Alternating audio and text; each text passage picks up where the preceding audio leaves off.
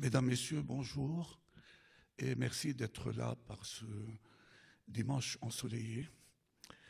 Et alors qu'il y a aussi beaucoup de choses très intéressantes qui se passent ailleurs à Liman. Notre rencontre porte le titre de la Syrie, les revers d'une révolution. Et pour vous parler de cela, j'ai à côté de moi Hala Kodmani, journaliste et reporter syrienne, et Ziad Majed, politologue libanais, enseignant à l'Université américaine de Paris. Hala Kodmani et Ziad Majed ont publié l'année dernière chacun un livre.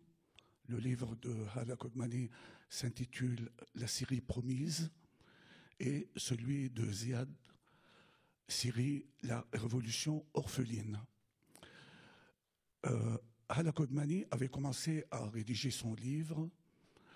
À ce propos, je vous dis qu'il y a à 15 heures une dédicace à la librairie des deux livres pour ceux qui veulent les voir et les lire.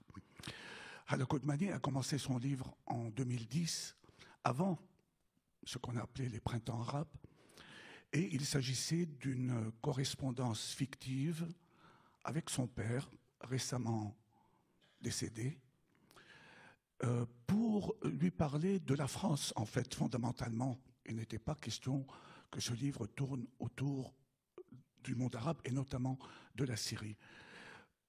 Parler de la France au moment où un débat fallacieux a été lancé sur l'identité nationale, comme vous vous en souvenez. Et puis, il y a eu la révolution tunisienne, puis égyptienne, libyenne, bahreïnie, syrienne, et la correspondance s'est enflammée, et il a été question à la fois des événements de Syrie, mais aussi le père de Hala lui racontait des épisodes de l'histoire de la Syrie depuis le mandat français. Pour ce qui est du livre de Ziad, c'est un livre qui traite de l'ensemble de la situation en Syrie avant la révolution et durant les 3 premières années. Il a été publié en 2014, donc jusqu'à 2014.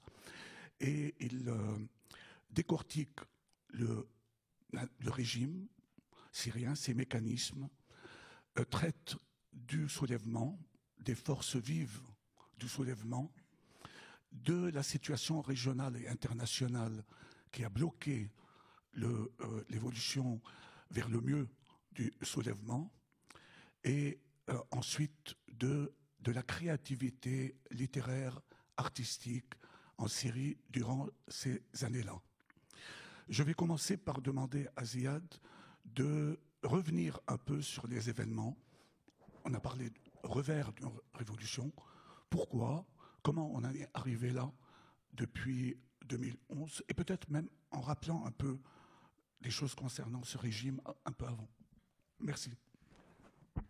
Merci Farou, et les remerciements à l'Institut du monde arabe d'organiser ces journées et notamment cette rencontre. Je vais essayer de poser 3 questions, 3 hypothèses et avancer quelques pistes afin d'éviter des répétitions. Je pense qu'on a tellement parlé de la Syrie, il y a eu tellement de débats, tellement de rencontres, peut-être c'est la 20e fois tous les 3 ensemble ou même plus.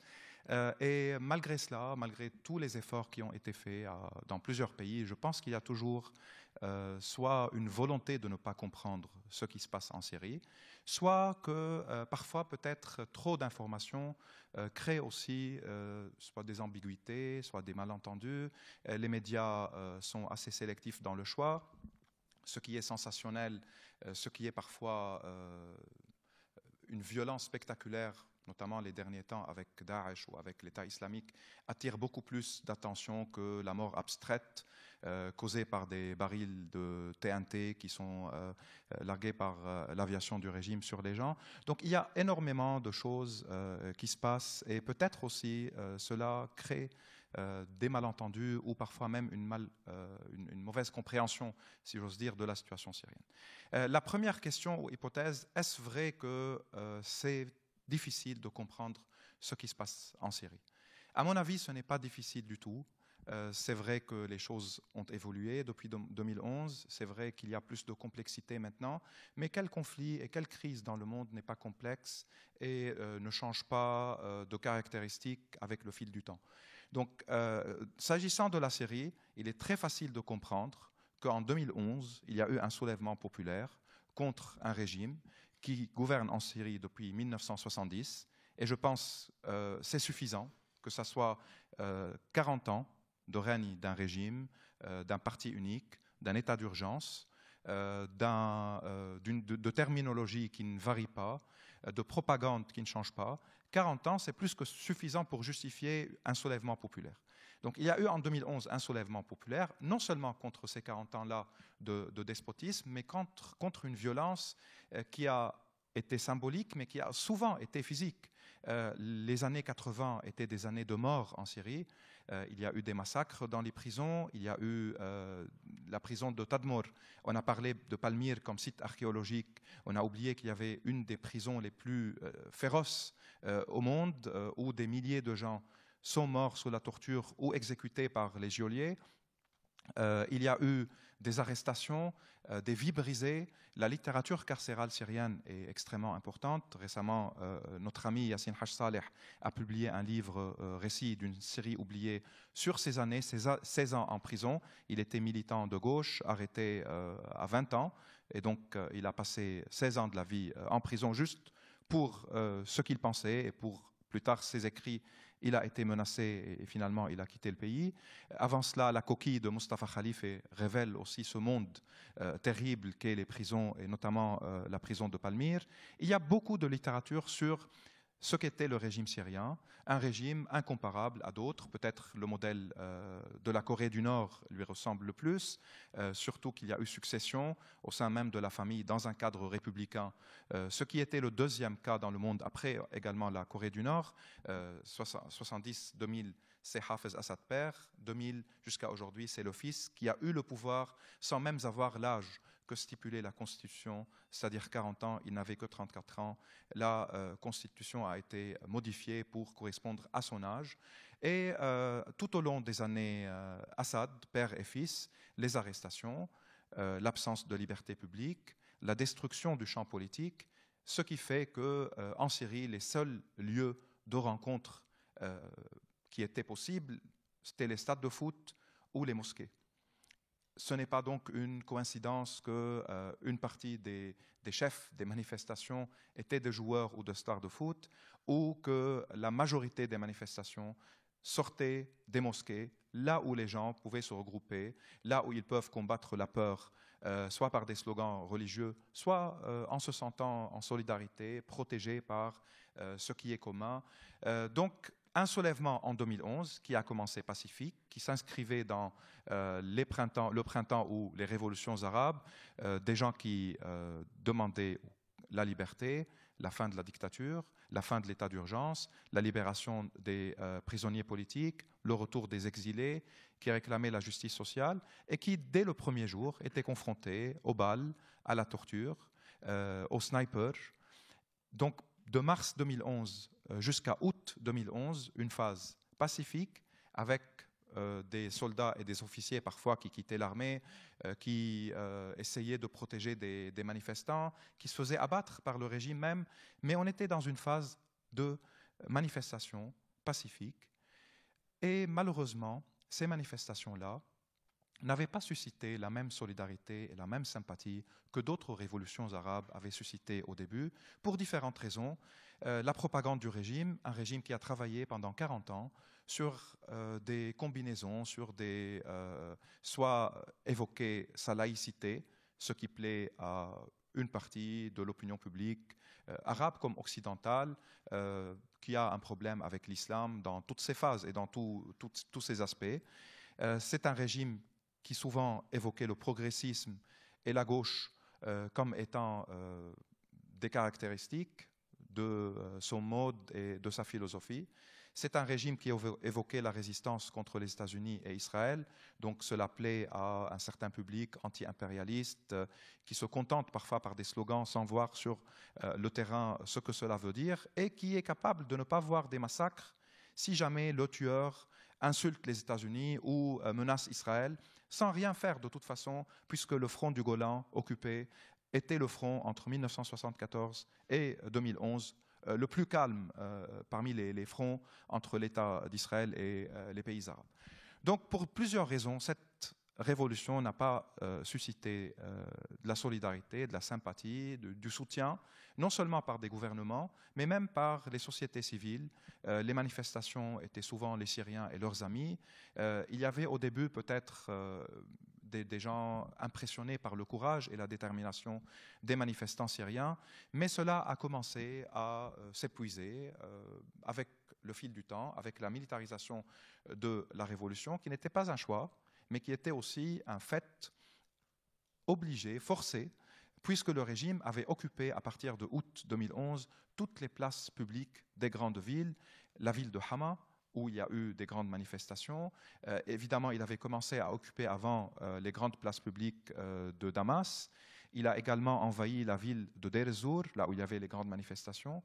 Il avait commis des massacres dans la ville de Homs dès le 21 ou 22 avril 2011 pour éviter un rassemblement énorme qui se préparait et pour éviter les mêmes scènes qu'on voyait place Tahrir au Caire ou en Tunisie ou ailleurs. Il avait déjà commis aussi un massacre du côté de Jawbar Zablatani à Damas le 18 avril 2011 quand des milliers de gens essayaient d'arriver à la place Abbasiyyin. Donc il a tout fait pour que les gens ne puissent plus continuer à se regrouper, à occuper l'espace public, à se redéfinir comme citoyens dans cet espace-là, ce qui a poussé de plus en plus d'autres, soit des manifestants, soit d'autres personnes qui considéraient que ce régime-là ne serait renversé que par la lutte armée, comme ce fut le cas en Libye. Ils ont comparé le régime Assad au régime de Saddam, ce qui n'est pas tout à fait faux, non seulement parce que ce sont les partis Baas, mais parce qu'il y a aussi l'aspect confessionnel, c'est parce que le régime a manipulé les questions confessionnelles et les questions communautaires. Donc certains ont pris les armes et à partir de septembre 2011 et jusqu'à juillet 2012, on est passé à une deuxième phase, la phase de la lutte armée, avec l'armée libre, avec des volontaires, avant même que ces combattants-là commencent à s'islamiser ou avant l'arrivée de djihadistes de l'étranger qui vont occuper une partie du champ syrien et qui vont évoquer le djihad, non par attachement à la cause syrienne, parce que les djihadistes, de toute façon, ne s'inscrivent pas dans la territorialité et dans la temporalité des causes. Ils étaient là juste pour faire le djihad, pour combattre. Et si on parle plus tard du phénomène Daesh, d'ailleurs, la plupart des combats que ce mouvement a menés, c'était contre l'opposition syrienne et non pas contre le régime. Les régions qu'il a occupées plus tard, Deir ez-Zour ou Raqqa ou le Rif d'Alep, étaient des régions déjà libérées par l'armée libre et par les combattants syriens. Donc c'était à eux qui s'est confronté au début, avant de combattre le régime. Ce qui a fait que l'évolution de la situation en Syrie, d'une révolution pacifique à une lutte armée, puis à une scène de règlement de compte régionaux comme internationaux, pour mettre ça au pluriel, avec le troisième acteur qu'est les djihadistes de Daesh, a commencé à brouiller les pistes. On a évoqué la barbarie de Daesh tout en oubliant la barbarie du régime. Et rien ne justifie des barbaries, mais au niveau des chiffres, Daesh a tué en Syrie 3 à 4 000 civils, peut-être un peu plus maintenant. Le régime a déjà dépassé les 150 000 civils tués. Malgré cela, il n'y a que Daesh aujourd'hui qui occupe la scène médiatique. Donc, la révolution a changé de caractéristiques, la lutte armée a changé de caractéristiques, de plus en plus de brigades islamistes se sont créées, se sont organisées. Cela est aussi le résultat du fait que la communauté internationale a échoué. Et là, je passe à la deuxième question. Pourquoi cet échec ?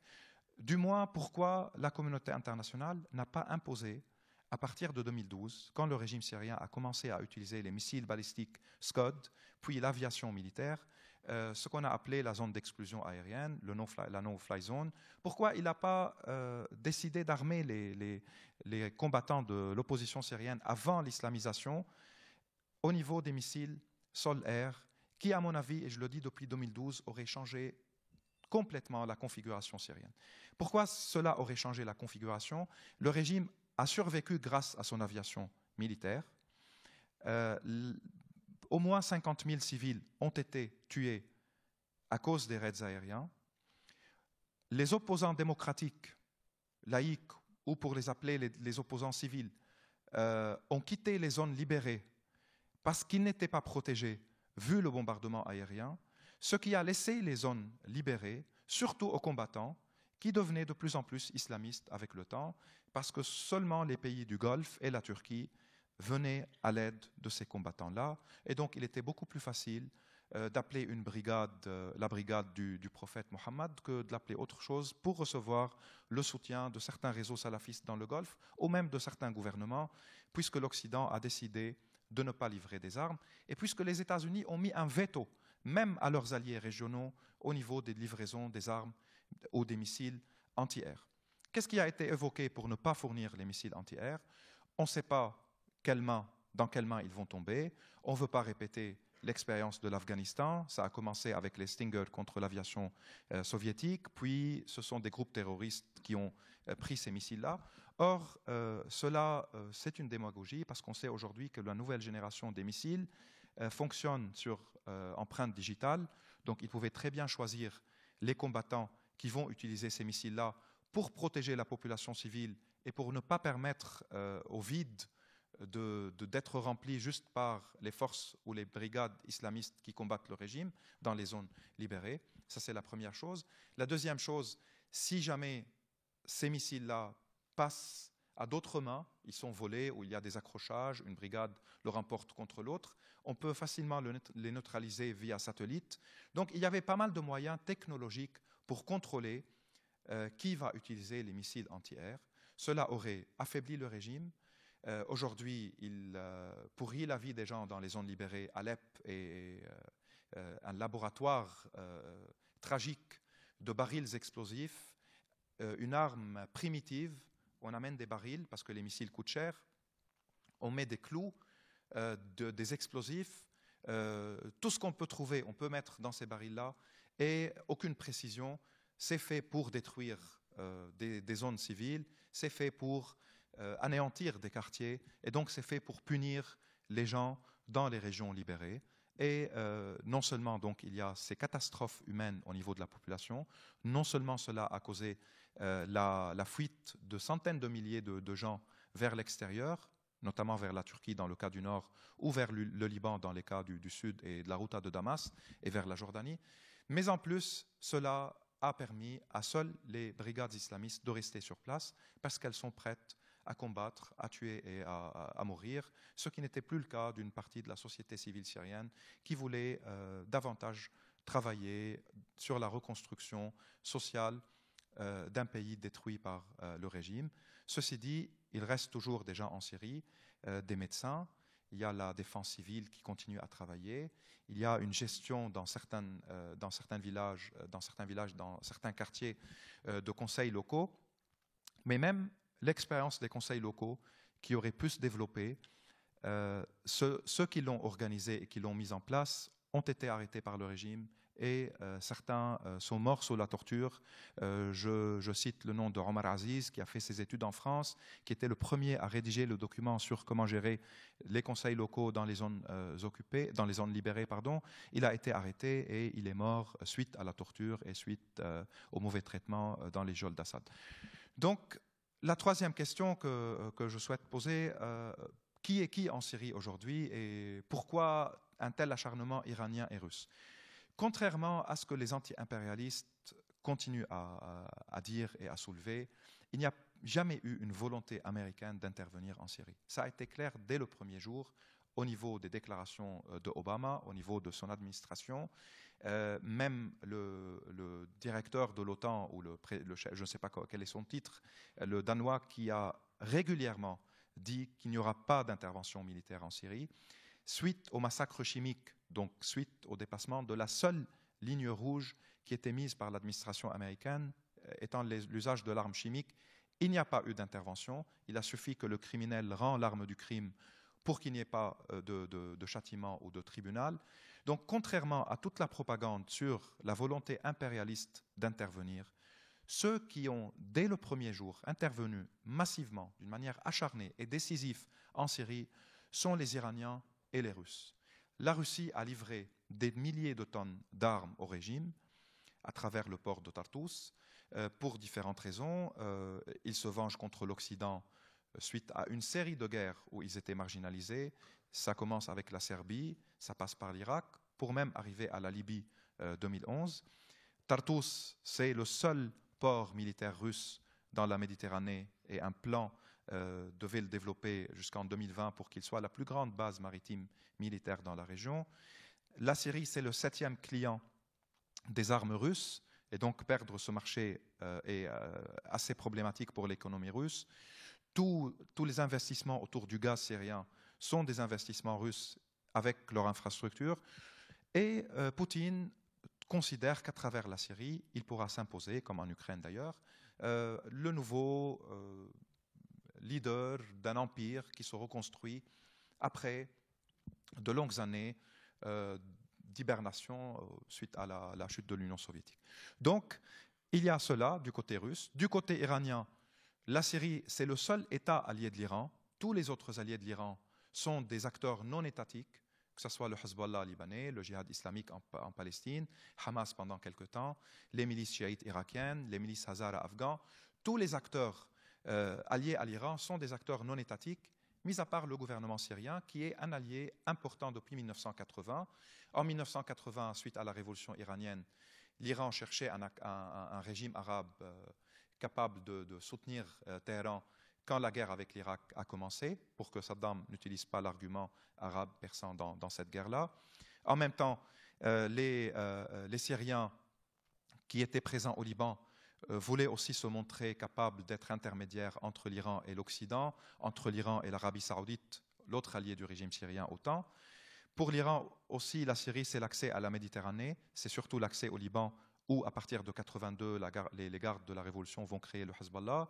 Donc, le Liban donne aussi aux Iraniens un front avec Israël qu'ils peuvent utiliser à chaque fois que les Israéliens menacent de bombarder le programme nucléaire iranien. Pour différentes raisons, la Syrie pour les Iraniens, surtout après 2003 et après la chute de Saddam, qui a permis à l'Iran aussi de devenir le premier acteur avec les États-Unis en Irak, et la majorité des acteurs irakiens alliés de l'Iran sont également alliés des États-Unis, ou vice-versa. Donc il y a tout un champ stratégique qui commence de Téhéran, qui arrive jusqu'à Beyrouth, Bagdad, Damas. Et pour les Iraniens, il était extrêmement important de ne pas perdre Damas, qui est un axe central dans ce que certains ont appelé un croissant chiite. Je pense que l'aspect chiite sunnite existe, mais il n'explique pas à lui seul les considérations iraniennes et donc cet aspect stratégique-là. L'Iran a mobilisé des officiers iraniens, elle a envoyé des armes, elle envoie aujourd'hui des drones qui jouent un rôle important dans les combats que mène Hezbollah. Donc, elle a mobilisé aussi des milices chiites irakiennes, au début pour défendre les mausolées chiites, comme il a été dit, puis pour protéger Damas. Hezbollah a été impliqué à partir de 2012. Aujourd'hui, il y a des Afghans Hazara qui combattent à Damas même et dans la région d'Alep. Donc, ils ont mobilisé des milices pour arriver, des djihadistes chiites, si vous voulez, ce qui fait que du côté du régime, il y a eu un acharnement pour le défendre, tandis que du côté de l'opposition, l'Occident n'avait pas le même point de vue. La France était un peu plus agressif face au régime syrien que les autres acteurs. Les États-Unis toujours hésitants. Obama a promis de se retirer du Moyen-Orient. Il ne voulait pas entendre parler d'un possible retour. Les Britanniques avaient trouvé l'option du vote parlementaire pour se retirer quand il y a eu la menace de frappe après le massacre chimique, le 21 août 2013. Puis les acteurs de la région, l'Arabie saoudite veut contrer l'Iran, mais probablement n'a pas un projet qui va plus loin. Le Qatar considérait que les révolutions arabes étaient un moment propice aux frères musulmans, donc le petit émirat, à travers Al Jazeera et à travers ses moyens, pourrait jouer un rôle. Cela a eu ses limites à partir de 2012, et la Turquie, qui était un allié du régime, mais qui a pris ses distances avant de devenir probablement le premier soutien de l'opposition, ce qui fait qu'une décomposition et une récomposition de la scène politique et militaire syrienne a eu lieu, et aujourd'hui, on arrive à plus de 200 000 morts, plus de 250 000 détenus et disparus. On sait déjà que 11 000 parmi eux ont été tués sous la torture, et je parle là de tous ceux qui sont chez le régime Assad, je n'évoque pas les autres acteurs. Ces 11 000-là, dans le fameux dossier César, il y a une documentation et il y a leurs photos, et on connaît maintenant les noms de plusieurs d'entre eux. Il y a 10 millions de Syriens qui ont été déplacés soit à l'intérieur, soit à l'extérieur du pays, presque 40% de la population. Si on ajoute à tout cela ceux qui sont blessés, ceux qui sont handicapés, ceux qui ont été extrêmement appauvris, on arrive à presque plus de la moitié, peut-être 55-60% de la population syrienne qui a été touchée directement, ce qui justifie l'annonce des Nations Unies que c'est la plus grande catastrophe humaine depuis 2011. Et malgré cela, les choses ne changent pas. L'aviation américaine aujourd'hui contrôle les airs syriens, mais ne s'interpose pas face à l'aviation du régime qui continue à bombarder au même moment. La position syrienne progresse sur le terrain, mais ne peut pas protéger ces régions des bombardements. Et quand je dis l'opposition, ça devient entre guillemets, parce qu'on peut peut-être plus tard élaborer qui sont ces oppositions aujourd'hui d'un point de vue militaire. Et de plus en plus, on va vers une guerre peut-être qui va être encore plus violente, puisque l'Iran promet de reprendre l'initiative après la déroute de l'armée du régime Assad au nord comme au sud. Je vais m'arrêter là et je vous remercie. Merci Ziad.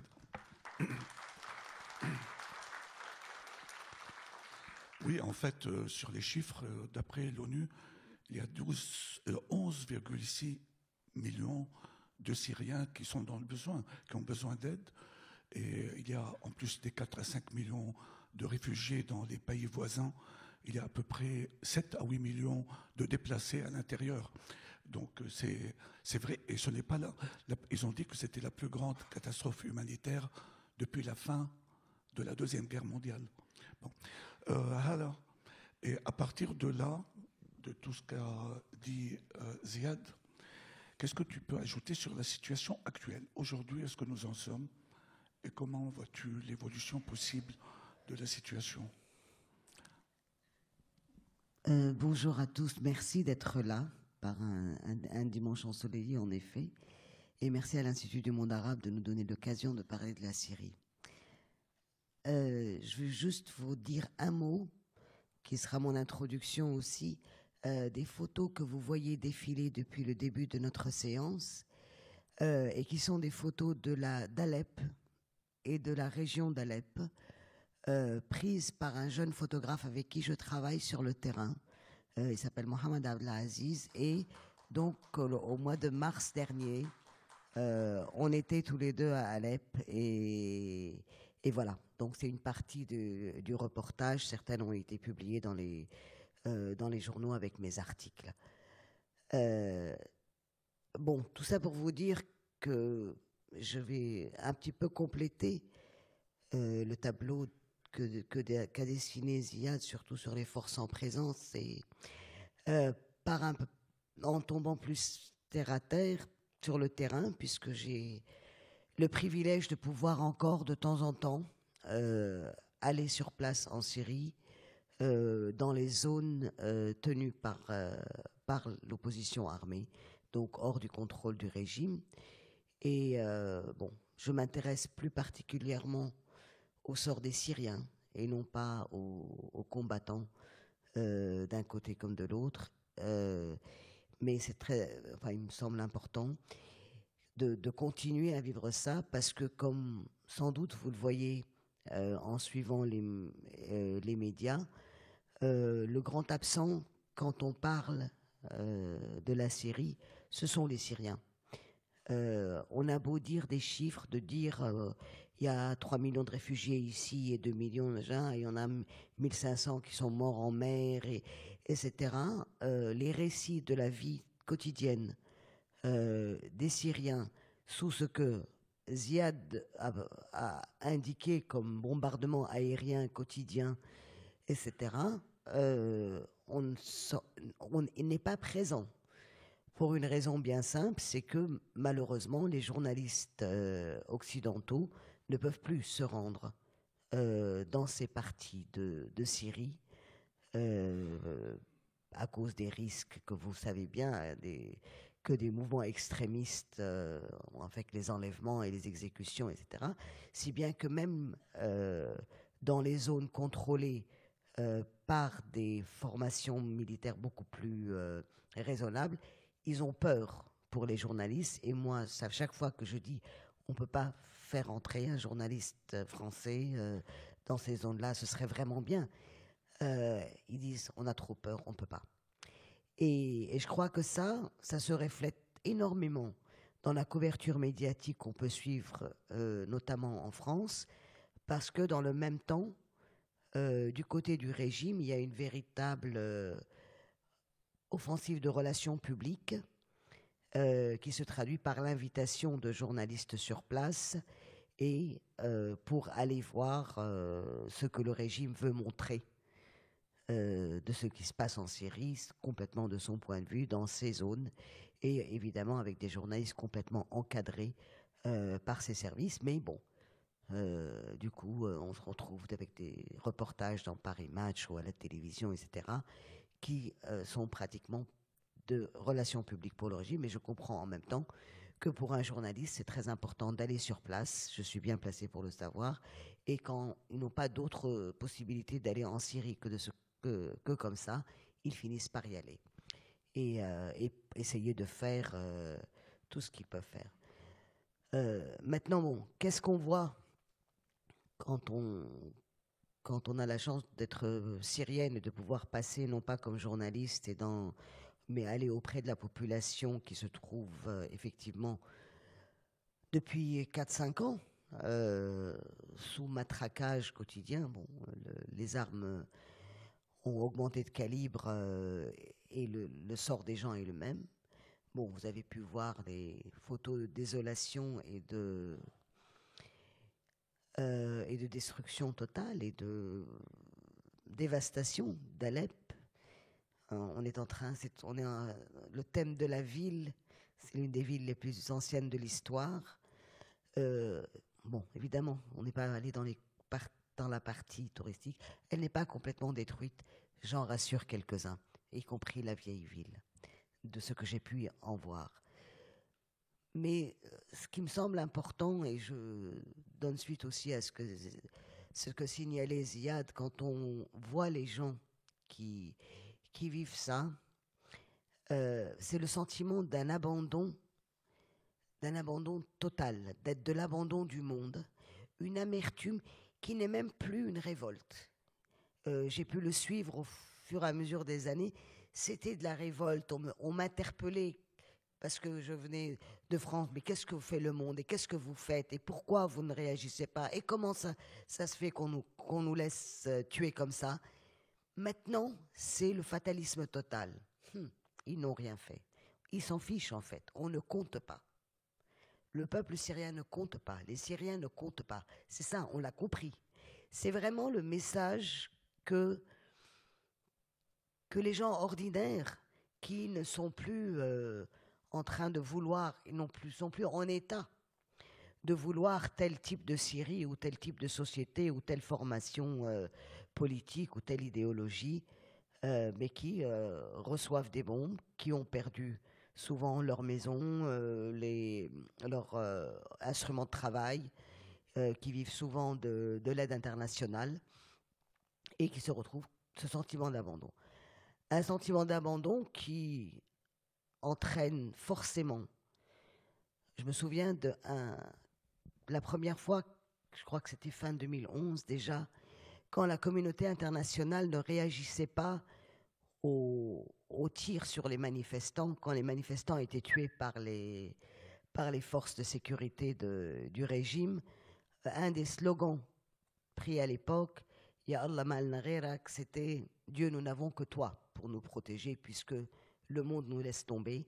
Et je crois que plus que jamais aujourd'hui, 4-5 ans après, les gens sur place ont vraiment le sentiment qu'il n'y a que Dieu pour les protéger. Il ne les protège pas beaucoup d'ailleurs. Mais c'est vraiment le sentiment qu'on peut s'en remettre à personne. Il n'y a personne. Ce qui explique, et je dis ça aussi, un très grand retour aux religieux. Retour chez les gens perdus, désespérés.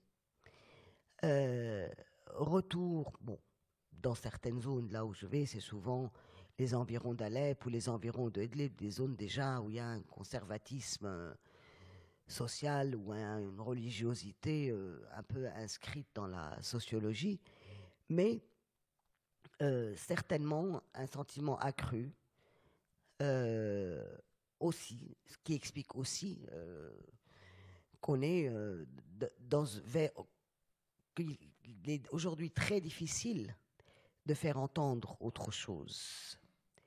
D'autant plus que les démocraties n'ont absolument rien fait, n'ont vraiment donné aucun modèle pour que les gens puissent croire, puissent dire « Ah ben oui, ça c'est pas mal ça ». Et quand on dit pourquoi c'est l'Arabie Saoudite et la Turquie auxquels sont alliés l'opposition syrienne, parce que le Danemark et l'Angleterre n'ont jamais voulu le soutenir, quoi. Ils auraient préféré, probablement. Mais donc, bon, c'est quand même un retour vers le religieux qui est très sensible partout, sans doute aussi par la militarisation islamique qui est là, et, comme le soulignait Ziad, par le départ des jeunes démocrates qui ne peuvent plus être sur le terrain, soit parce qu'ils ne veulent pas prendre les armes, soit parce qu'ils ne veulent pas prendre les armes avec des formations islamistes, soit tout simplement parce qu'ils ont été traqués, et puis parce qu'ils ne peuvent pas sacrifier plus longtemps leur avenir. Cela dit, ces jeunes, quand je ne les trouve pas à l'intérieur de la Syrie, même s'il y en a, on les retrouve très proches au Liban, en Turquie. Je travaille beaucoup avec des jeunes activistes, en formant des jeunes journalistes syriens. Et ça me redonne espoir, quand je sors de Syrie, de les retrouver et de voir combien ces Syriens-là n'ont pas abandonné.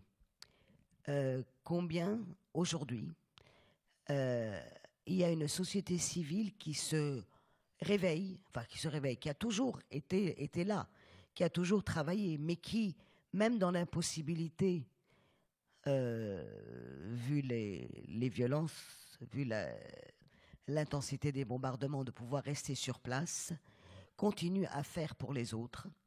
Et tous ces jeunes démocrates et tous ceux qui sont les premiers révolutionnaires, comme on dit, dont a parlé Ziad dès le début 2011, font preuve d'une vitalité extraordinaire dans l'organisation de petites unités. Et là, je veux saluer notamment, j'ai vu ça sur le terrain, le travail des femmes dans l'éducation.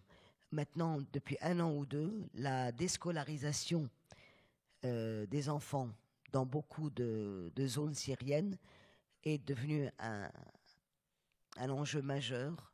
Il y a plus de 2 millions d'enfants non scolarisés. Et tout d'un coup, il y a une prise de conscience que c'est une priorité absolue. Et un réveil depuis 1 an, on voit les initiatives de la part de tous les Syriens et surtout des Syriennes, que ce soit expatriés, que ce soit sur le terrain, que ce soit à l'intérieur du pays, pour construire des écoles, pour assurer des cours. J'ai vu à Alep, même en sous-sol maintenant, on installe des salles de cours. Les anciennes institutrices reviennent quartier par quartier pour rassembler les enfants. Et vous l'avez peut-être vu aussi dans quelques images, il y a un nombre d'enfants extraordinaire quand on circule dans les rues syriennes aujourd'hui, ils sont encore là. Comme tous les enfants, ils continuent de rire entre deux bombardements. Et quelque part, cette société civile, en train, je ne dis pas ne console, mais empêche de désespérer complètement des jours qui viennent pour les Syriens, qui, en toute lucidité, ne seront pas une démocratie immédiate, mais finalement, les autres révolutions n'ont pas donné de démocratie non plus immédiate. On va passer par un tunnel. Les choses s'accélèrent ces derniers temps. On a peut-être un espoir que ça s'accélère. Je ne dis pas d'une solution prochaine, mais donc la dynamique, même si elle va dans le mauvais sens, là c'est une situation dynamique, est toujours préférable à un conflit, un pourrissement, une violence insidieuse et qui pourrit avec une guerre de position qui n'avance pas et qui surtout ne change pas la donne politique. Voilà, je crois que je vais m'arrêter là éventuellement. Merci.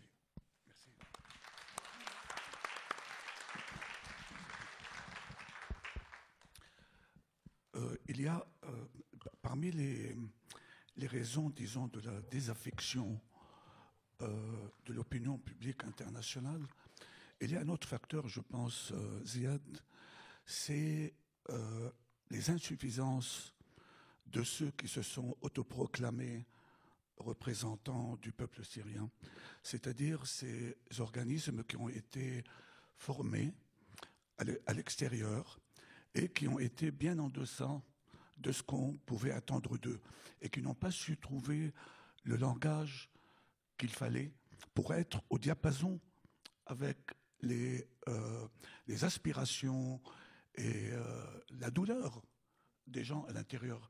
N'est-ce pas ? Je pense que c'est quelque chose de très important.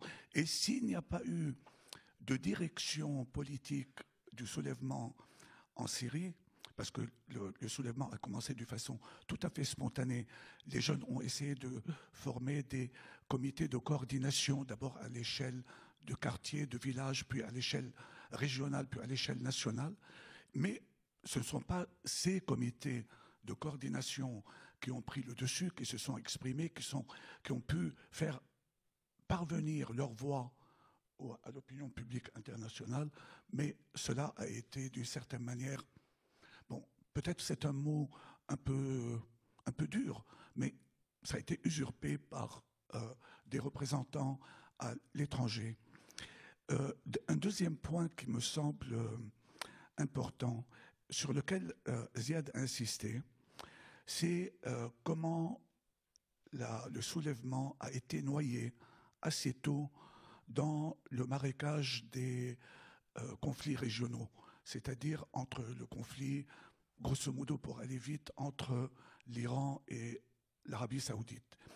Et c'est vrai que l'Iran ne voulait pas perdre son principal, ou unique même, allié étatique dans la région. C'est vrai que l'Arabie saoudite, qui n'avait pas soutenu les soulèvements ailleurs dans le monde arabe et qui est intervenu contre le soulèvement au Bahreïn, comme vous savez, bon, mais l'Arabie saoudite a trouvé un moyen de narguer le régime syrien avec lequel elle est en conflit depuis, disons, une dizaine d'années, notamment à propos du Liban. C'est une autre histoire.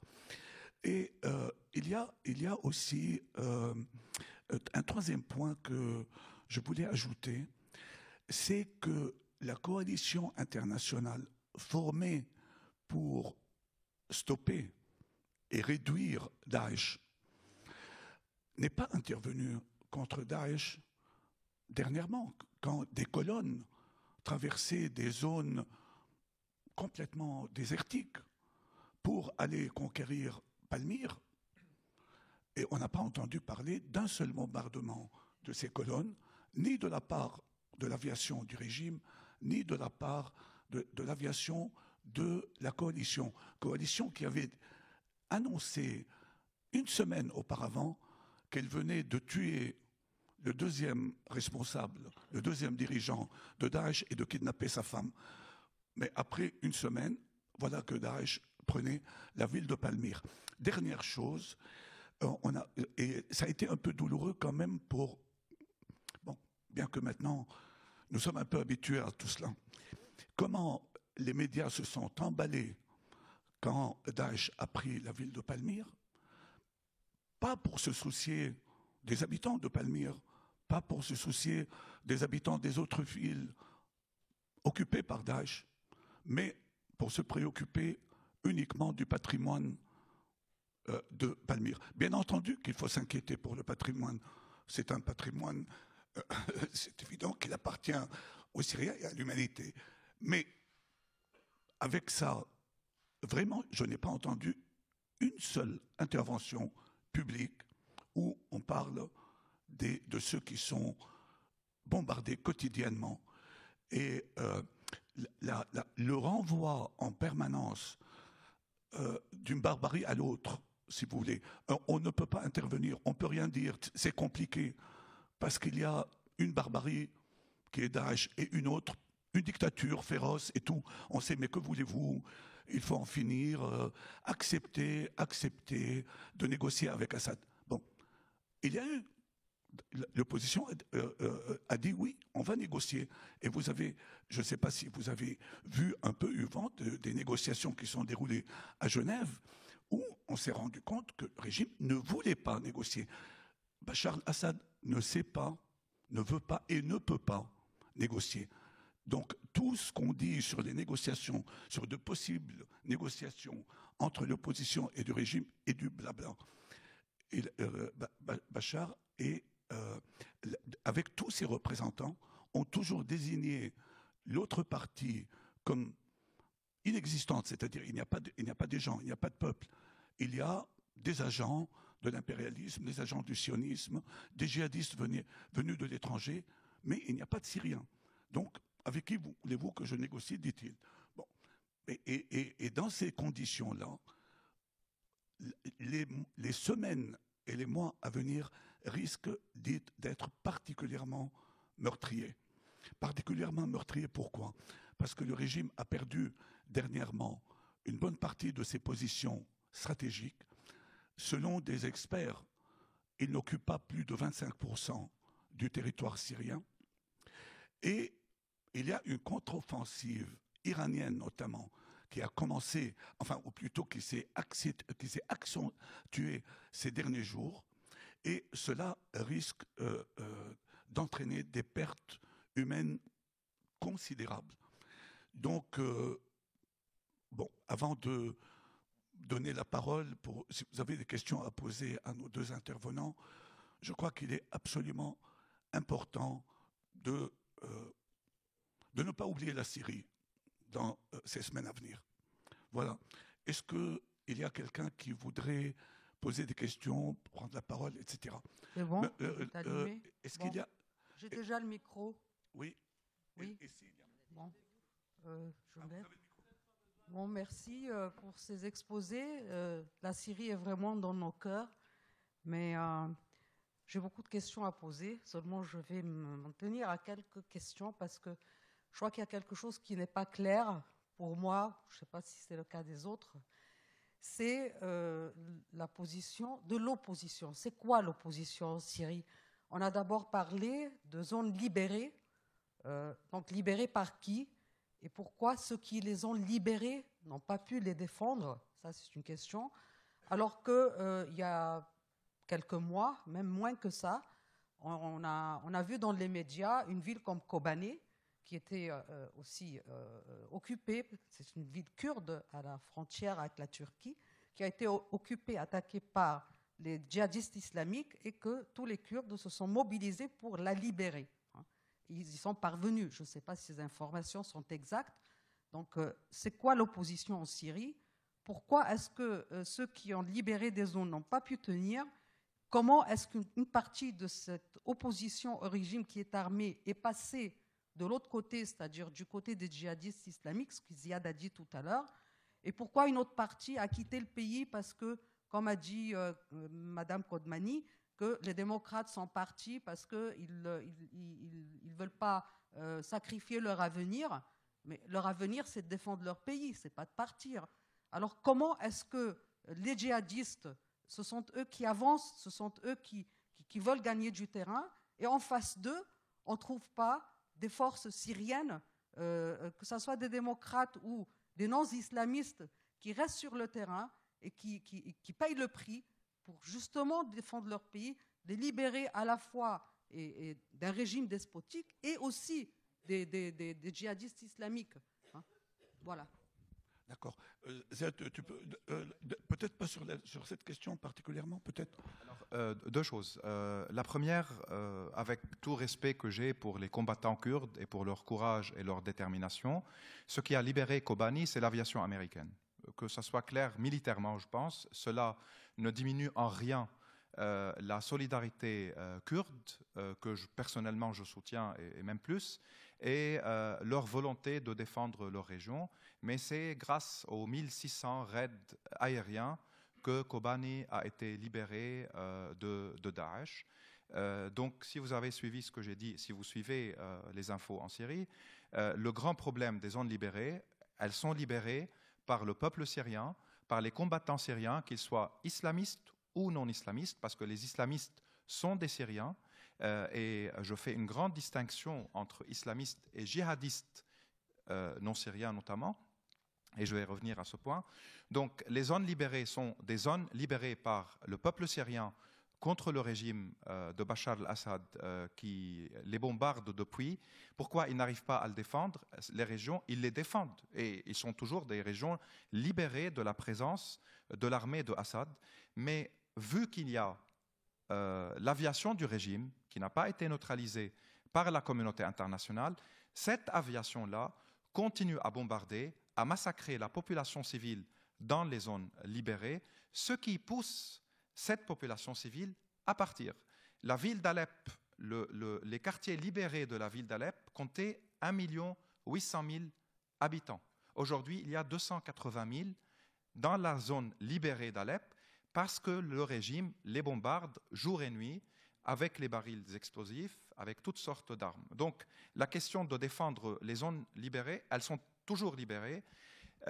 Quant aux démocrates ou laïcs, on a dit qu'ils quittent. Ils quittent parce qu'ils n'ont pas voulu prendre l'arme, ils ont d'autres engagements. Certains ont pris des armes, il reste toujours des brigades, des groupuscules, de ce qui était l'armée libre présents.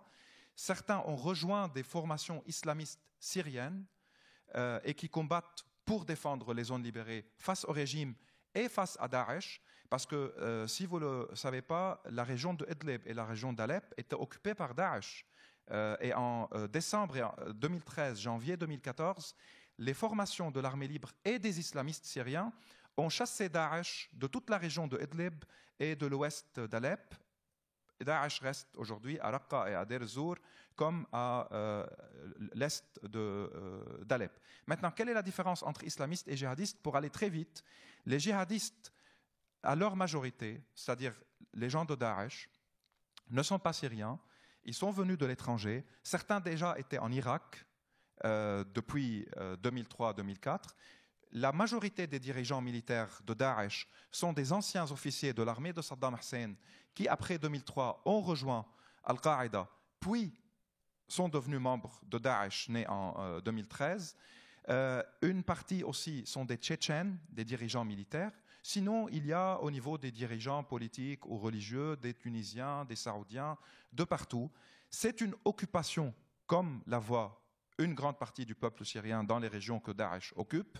Et ça, c'est différent du camp irakien, où Daesh probablement représente, je ne dis pas qu'elle est légitime, mais représente une certaine colère arabe sunnite contre l'hégémonie iranienne et contre la monopolisation du pouvoir par les partis chiites à Bagdad. Donc il y a deux cas différents. Mais dans le cas syrien, la majorité des groupes de l'opposition qui ont libéré une grande partie de la Syrie se battent à la fois, et continuent à le faire, avec succès parfois et avec des défaites parfois, contre le régime et Daesh.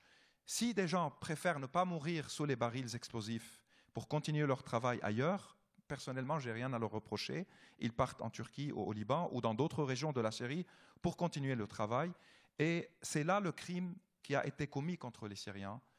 à mon avis, par la communauté internationale. Elle a contribué au crime en restant paralysée, en ne trouvant pas les moyens pour arrêter les bombardements aériens, pour ne pas changer la configuration du conflit, ce qui a fait que ce conflit a pourri, et avec des centaines de funérailles chaque jour, ce que Hala a évoqué, avec des conditions de vie terribles, on peut comprendre le retour en force d'une certaine religiosité qui peut devenir, dans le cas du défi de la mort aussi, et du défi du régime, combattante et non pas seulement sociale, ce qui a nourri les rangs des groupes islamistes qui continuaient à recevoir des armes incomparables au niveau de la qualité et de la quantité à ce que recevait le régime de la part de ses alliés, mais qui recevaient quand même des armes, tandis que les brigades de l'armée libre, donc des gens non islamistes idéologiquement, ne recevaient pas le soutien qu'ils devaient recevoir, et cela a changé un peu le rapport de force.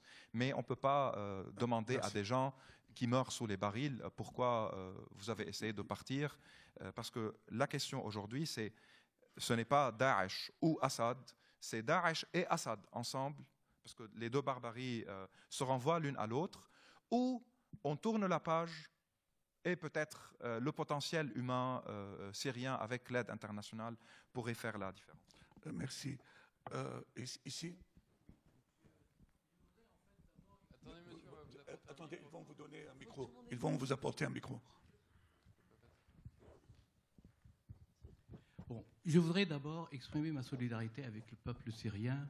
Effectivement, en tant que Libanais, j'avais mes amis syriens et dès le départ, je ne comprenais pas pourquoi on leur enlevait leur passeport pour ne pas rentrer au pays chaque été comme on faisait nous au Liban. Aussi, je comprends très bien Mme Hala quand elle s'exprime sur l'état actuel en Syrie, puisqu'on a connu ça au Liban, mais enfin ça va passer, j'imagine. Néanmoins, j'aurais préféré ici qu'une partie soit réservée pour la solution. Et ma question, c'est que n'est-il pas naïf d'attendre de l'Occident de sauver les Syriens? N'est-il pas naïf d'attendre de la Turquie, qui a maintenu les pays arabes au Moyen-Âge pendant 400 années, de sauver les Syriens? Donc, à mon avis, il faudrait penser beaucoup plus à la solution. C'est tout. OK. Ici.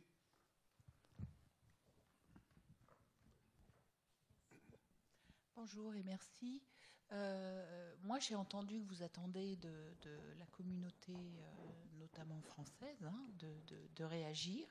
Quels sont les moyens? Qu'est-ce que vous attendez de la communauté? Bon, on n'est pas très nombreux là, mais qu'est-ce qu'on peut faire? Merci. D'autres oui. Non.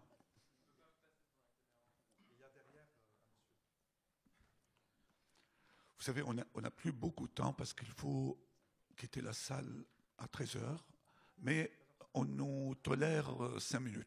Et je voulais juste rectifier une petite information. La séance de dédicace a bien lieu à 13h, juste ici à la sortie de l'auditorium. Et pas à 15h comme il a dit. À 13h. OK.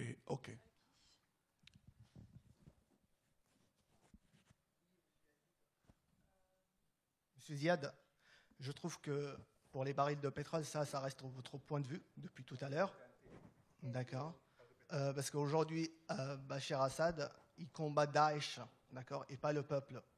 Ça, il faut bien le comprendre. Depuis tout à l'heure, j'ai l'impression que vous êtes le meilleur ambassadeur de Daesh, finalement. Ça, il faut le comprendre. Ils sont en train de combattre Daesh. Bachar al-Assad est en train de combattre Daesh. D'accord. Et pas à balancer des barils de pétrole, ce qui n'est pas vrai. Ça reste votre point de vue à vous. Citer le nom d'une bataille de Bachar al-Assad contre Daesh, d'une localité?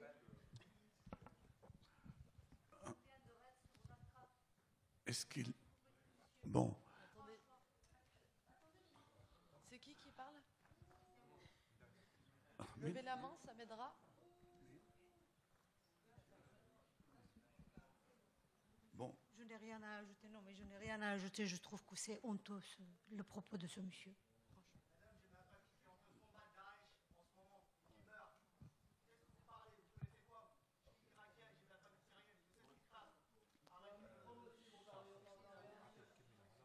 Bon. Tout à fait. Bravo. Vous voulez répondre oui. Oui, on va pour éviter de développer la polémique, je voulais répondre surtout à une question très importante, que pouvons-nous faire en France? Je crois que la première chose, on n'y pense pas assez, c'est de garder le problème syrien vivant. Parce que le plus grand drame, c'est l'oubli, c'est, comme je dis, l'abandon. Comment faire? C'est-à-dire en parler, c'est-à-dire interroger les élus, écrire aux médias, prendre votre député, votre maire, les réunions, votre groupe syndical, etc., dire que la Syrie est un sujet qui vous intéresse, qui vous importe, qui vous touche, que le sort des Syriens vous touche. C'est déjà un très grand pas de sensibiliser. Parce que tant que les responsables politiques ne croient pas que c'est un sujet, que la Syrie est un sujet qui touche l'opinion, ils ne s'en empareront pas. Et c'est, je crois, une grande partie de la raison pour laquelle on assiste à une passivité de la plupart des pays européens et occidentaux. C'est que ce n'est pas un sujet dans l'opinion publique. C'est la première question. Maintenant, pour aller plus loin dans la solidarité, il y a plein de choses. On a plein d'associations en France ou ailleurs qui travaillent pour soutenir des familles, pour l'éducation, pour l'humanitaire, pour la médecine, pour etc.